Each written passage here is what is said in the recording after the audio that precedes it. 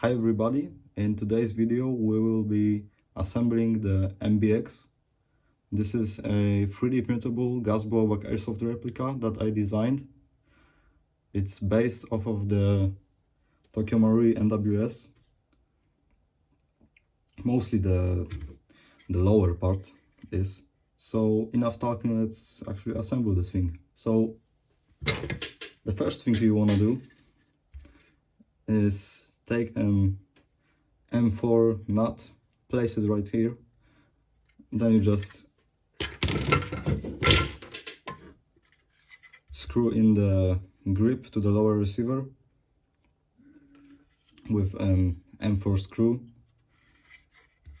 and that's for the grip part.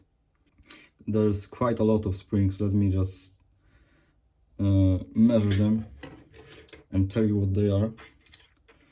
The nozzle return spring is 12 millimeters in diameter and 45 millimeters in length.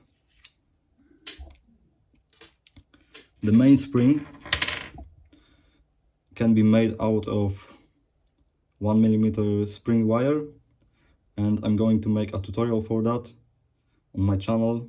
So the spring should be at least 100 millimeters long and at least 20 millimeters in diameter.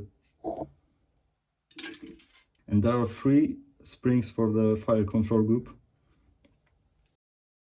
And you can also make them out of 1 millimeter spring wire. This is the hammer spring. I would suggest that you make this by your own, because the factory ones are a bit too strong for this replica to work. It will most likely jam if you put a very strong hammer spring in there. It should look something like this. There will be a tutorial on my channel on how to make all of the springs necessary for this replica. This is just a standard AR-15 fire control group. We'll also need a spring for the disconnector. You can take it out of a pen or something. I just did that and it works. It works just fine. The way you assemble it is put all the springs in, just like that, and put it in the trigger box. While you're putting it in, make sure that the trigger spring is correctly seated in the trigger box. Sometimes you have to push the spring a little bit forward and push the trigger down, just like that. This is the hardest part of assembling this replica, because you have to hold down the trigger like that, compressing the trigger spring, and you have to somehow get the pin inside of there. Yeah, just like that. And we have the trigger installed. Okay, so now let's grab our hammer, put it in like this, put the hammer / trigger pin inside. There you go. And it should work.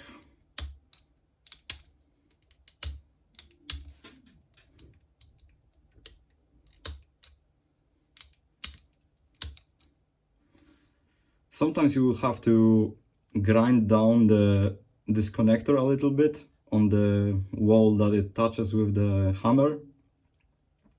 But that's pretty much it if you have any troubles with the trigger not resetting, or it's stuck in place and won't even work.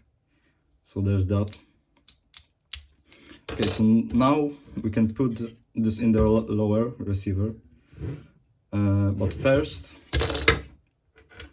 we have to put the firing pin with the firing block inside.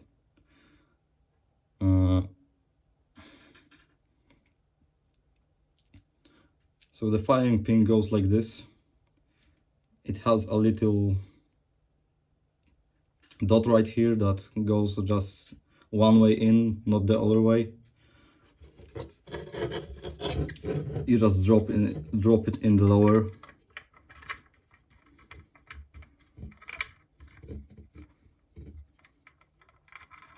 Like that. And now you can secure the firing block with the mag release. Put it in. The mag release should be working smoothly, just like all of the parts. All of the parts should work smoothly, especially the firing pin and the mag release. And yeah, you just take a spring. You can get one from a hand sanitizer or something like that. It should work as long as it fits. It doesn't really matter that much for the mag release. You take the mag release button and you screw it in. It's a right-handed thread.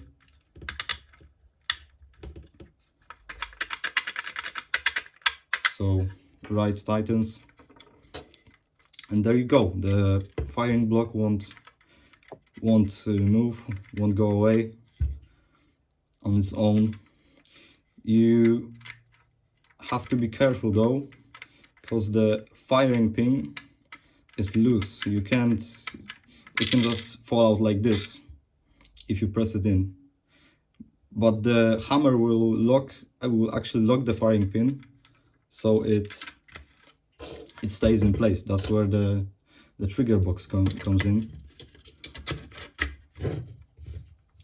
You take it like this, take your trigger box pin. Sometimes you just have to hammer it in. I didn't, because I reassembled and assembled this thing a couple of 100 times. And this pin is very old, so yeah. Then you have the firing selector. You put it in, wiggle it around, and just at the end take a flathead screwdriver and just glide the selector in. And it should work. Safe, semi, and auto. The full auto on this gun is, on this airsoft gun, is just a hammer follow, nothing special. It works, but sometimes leaks all of the gas out if you're unlucky. It's something that I didn't want to go into, because the making it full auto was just a pain in the ass. But I mean, it works. So there's that. The next thing we will be assembling is the bolt. Now, there are two versions of this bolt. One is the normal version, and the second one is the experimental version. And in theory, the experimental one has this stud over here that goes into the nozzle, and it should use less air, I guess, but I have not tested that yet. So going forward, we have the nozzle. It should be really smooth around this this bottom part, and you will need an O-ring that fits on the back of the nozzle. Now, for the valve, you will need a very light spring, 6 millimeters in diameter, 5 millimeters in length. This is a very light spring,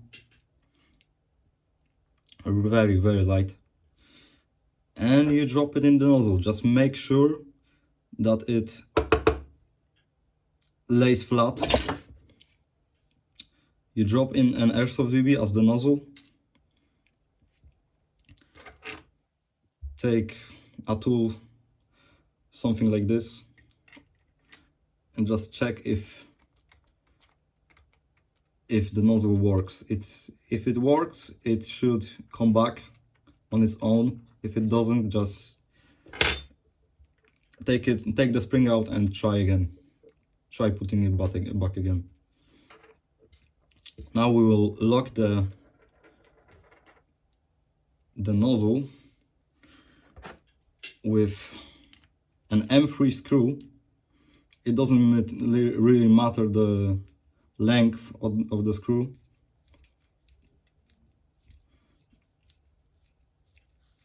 Just make sure you don't over tighten the plastic, because it might break. Mine didn't. After like 100 mags. The next step is putting the nozzle into the bolt. It's really straightforward. You just put the top of the nozzle inside and it should slide in. Now here's the spring retainer for the nozzle return spring. Put it like this in the retainer, and like this, you just snap this thing into place, just like this. Now we have a working bolt, and here comes the upper, or the handguard, whatever you want to call it. For the barrel, you will need a standard GBB airsoft barrel and a hop-up backing. You can print the hop-up unit, just like me. Assemble it. It's really straightforward. I don't think I need to explain this. There are 3 parts. You put the backing in the barrel, slam it all together, and yeah, just put it in like so. You can just lightly tap it with a hammer. It should be laying flat with the handguard, just like this. So now we can screw in the outer barrel. It's a left-handed thread, so left tightens. If it gets hard to turn, get some pliers and just screw this in.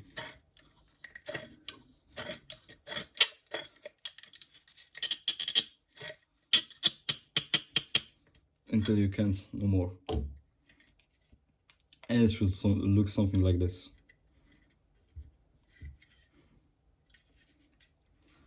Now, putting it all together is really simple. Take your upper, put it like this. Sometimes you will need to get yourself a knife and scrape around these edges where the upper and the lower come together.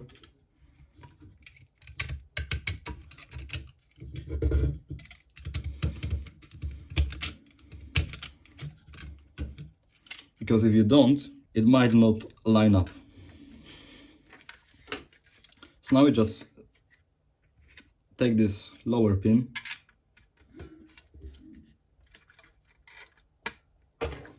and put it in. Sometimes it's really hard to get it in. Take a hammer.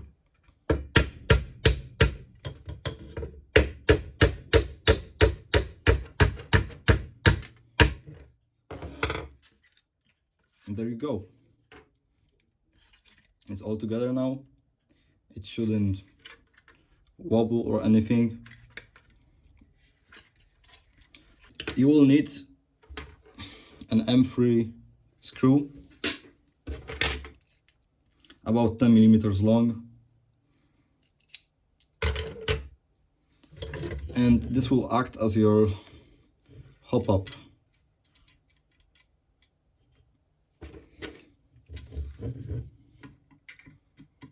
And just place it right in the upper and screw it in. I might modify this in the future, but for now it will stay like that. And now we just put the bolt in, take your spring guide and the spring, main spring,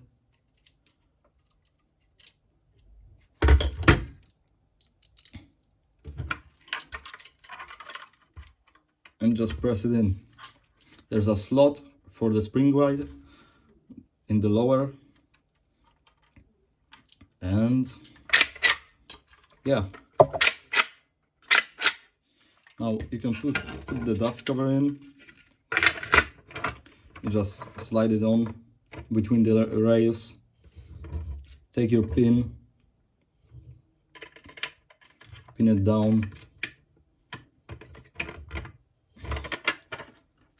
You can also install this grip, front grip right here. Slides in, press the pin, and it stays right in the place. Same with the rail extender. Slide it in, get the pin,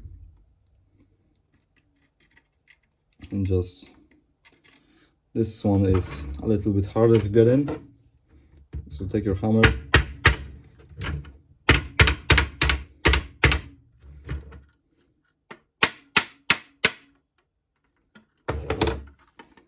just like this. Now we have a top rail that you can mount something on. Also this PVS-1 suppressor it comes with.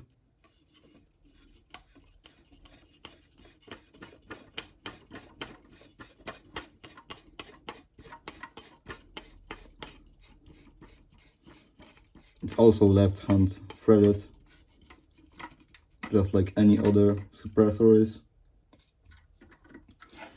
And there you go. You can also add a stock, but I won't include it in the files. You can add any stock there. Like the one that I have, it's from an MCX. And yeah, it's pretty much it. Thank you for watching. Subscribe and see you in the next one.